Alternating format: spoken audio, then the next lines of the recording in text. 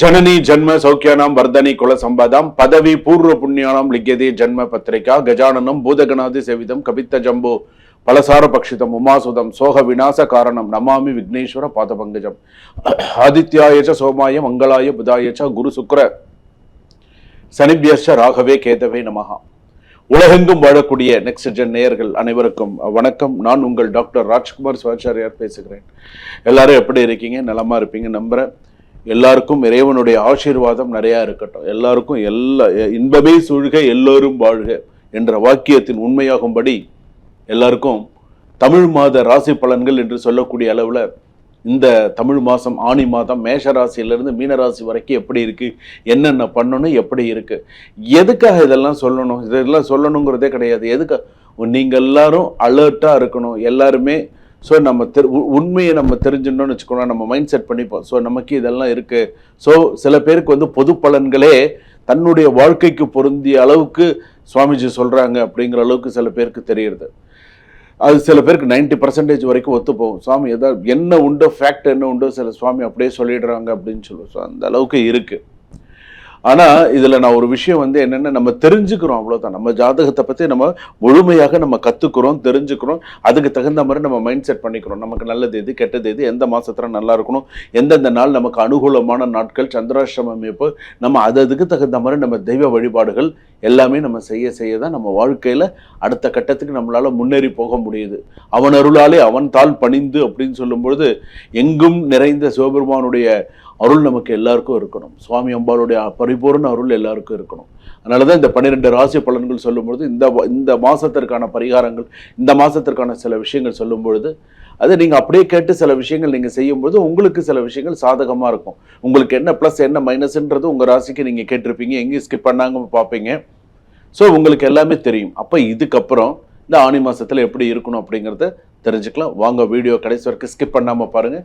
அப்போ தான் குருக்கள் என்ன மந்திரங்கள் சொல்கிறார் அப்படிங்கிறது கடைசி வரைக்கும் தெரிய வரும். மீனராசி நேயர்களே, ரேவதி நட்சத்திரம் மீனராசி, உத்திரட்டாதி நட்சத்திரம் மீனராசி, புரட்டாதி நட்சத்திரம் மீனராசி. சார் நான் ஓடிக்கிட்டே தான் சார் இருக்கேன், என் ஓட்டம் எப்போ சார் நிற்கும், அலைச்சல் மிகுந்ததாக இருக்குது சார். அதில் வெயிலையும் மழையிலையும் நான் படுற அவஸ்தை எனக்கு தான் சார் தெரியும் ஒவ்வொரு நாளும். ஆனால் என்னுடைய புரிதல் யாருக்குமே தெரிய மாட்டேங்குது சார். நான் என்ன நினைக்கிறேன், என்ன செய்கிறேன், வேலையிலையும் நமக்கு அந்த அளவுக்கு ஒரு சாட்டிஸ்ஃபைடான சில சூழ்நிலைகள் இல்லை சார். அந்த அளவுக்கு இப்போ நான் ரொம்ப பாடுபடுறேன் சார் அப்படிங்கிற மாதிரியான சூழ்நிலை தான் மீனராசிக்கு. எல்லாரும் வந்து சொல்லுவாங்க அப்போலாம் ஆஹா ஓஹோ. நான் என்ன ஃபேக்ட் இருக்கோ நான் சொல்கிறேங்க. என்னுடைய ராசி பலனில் இந்த ஆணி மாதத்தில் ஃபேக்ட் இது தாங்க அப்படிங்கிறது தான் நான் சொல்லுவேன்.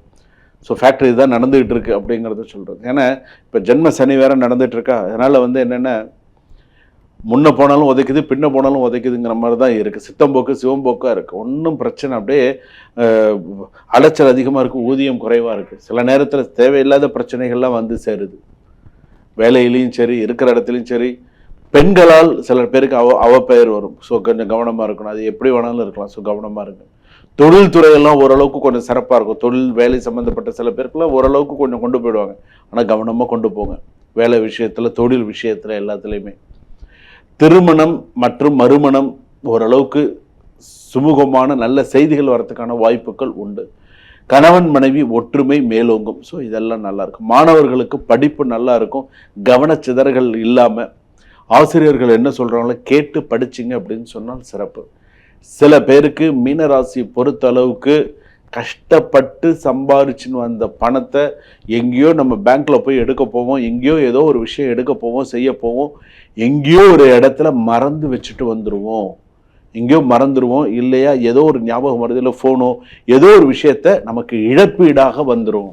ஸோ கவனமாக இருங்க. ரெண்டாவது, கொஞ்சம் அலைச்சல் திருச்சல் அதிகமாக தான் இருக்கும். மைண்ட் செட் பண்ணிக்கோங்க. இன்னும் நமக்கு ஒரு 2-2.5 வருஷத்துக்கு கொஞ்சம் சில பிரச்சனைகள்லாம் இருக்க தான் இருக்குது. கொஞ்சம் கொஞ்சமாக தான் நம்ம பிரச்சனைகளை கொஞ்சம் கொஞ்சமாக தான் தீரும் அப்படிங்கிற மாதிரி பார்த்துக்கணும். உடல் நலத்தில் கவனமாக இருக்கணும். ஆன்லைன் ஏற்றுமதி, மருத்துவம், கல்வி, உணவு சார்ந்த தொழில்களுக்கெல்லாம் சிறப்பு. எதிர்பாராத பண வரவு அல்லது போனஸ் சிலருக்கு கிடைக்கும். குடும்பத்தில் மகிழ்ச்சி மற்றும் அமைதி அதிகரிக்கும். குழந்தைகள் மூலம் நல்ல செய்திகள் வரும். உறவினர்களின் வருகை மகிழ்ச்சி தரக்கூடியதாக இருக்கும். கல்வியில் சிறந்த முன்னேற்றம் இருக்கும். ஆசிரியர்கள் மற்றும் பெற்றோர்களின் பாராட்டுகள் நிறைய மாணவர்களுக்கு கிடைக்கும். ஸோ நன்னா வீடு அல்லது நிலம் அல்லது வாங்கக்கூடிய சில யோகங்கள் அமைப்புகள் நன்னா வரும். சில பேர் வந்து கொஞ்சம் கோபத்தை காட்டுவாங்க வீட்டில்.